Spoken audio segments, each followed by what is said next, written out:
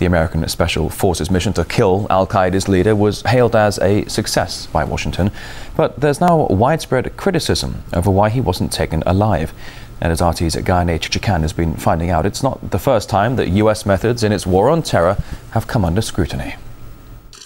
Putting a pretty face on years of torture and abuse of law, US officials talk about the efficiency of enhanced interrogation techniques, as they call them, in locating bin Laden. We obtained that information through waterboarding.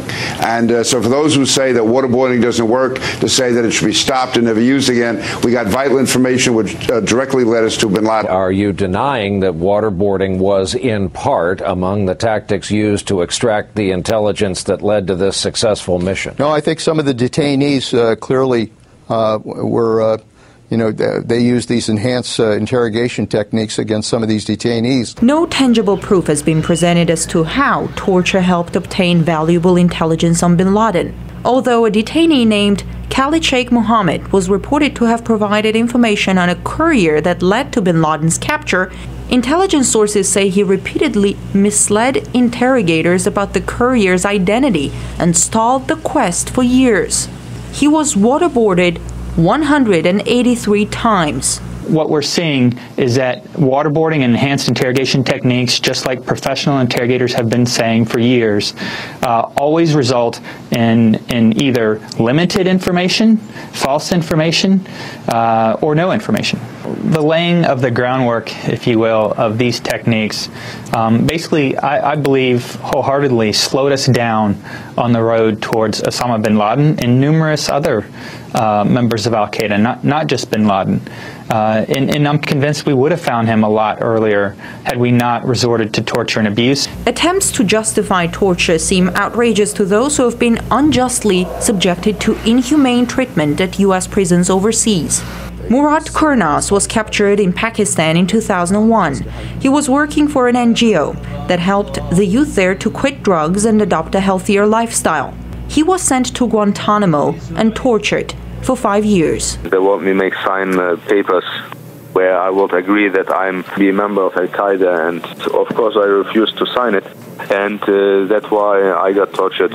Every time I refused, I said no. Then they kept doing it. They tortured me until I passed out. They hold me and they stick my head into the water. And at the same time, one of them, he hit me into my stomach. They tried me to make sign those papers by something like electroshocks. Never charged with any crimes, Murat's now back home in Germany. The vast majority of the hundreds of individuals who have been held at Guantanamo since 2002, like Murat, are said to be of no intelligence value whatsoever. Some of them were children when they were captured, like Canadian citizen Omar Khadr, who was just 15 when he was taken into U.S. custody. He said because he was tortured, he was ready to say anything the torturers wanted to hear to stop the pain. The international community has widely condemned the unlawful practices at the U.S. prison. Amnesty International called it the Gulag of our times. Matthew Alexander has carried out more than 300 interrogations in Iraq and helped track down a number of terrorists. He says torture that was used by the U.S. authorities in Guantanamo and other prisons overseas, like the infamous Abu Ghraib in Iraq, contributed to more terror. When I was in Iraq, I oversaw the interrogations of foreign fighters.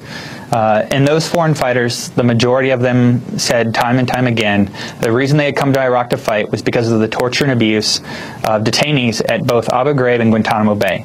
And this is not my opinion. The Department of Defense tracked these statistics, and they were briefed to every interrogator who arrived there that torture and abuse was al-Qaeda's #1 recruiting tool.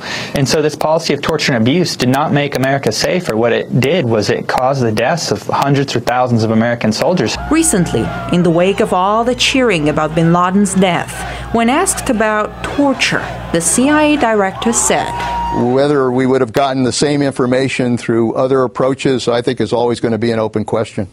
Just a few years ago, when Barack Obama was running for president on promises to shut down Guantanamo and stop the torture, it was presented as a done deal.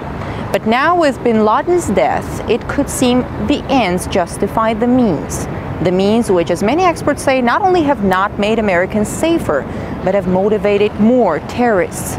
I'm Gayane Chichakayan reporting from Washington, RT.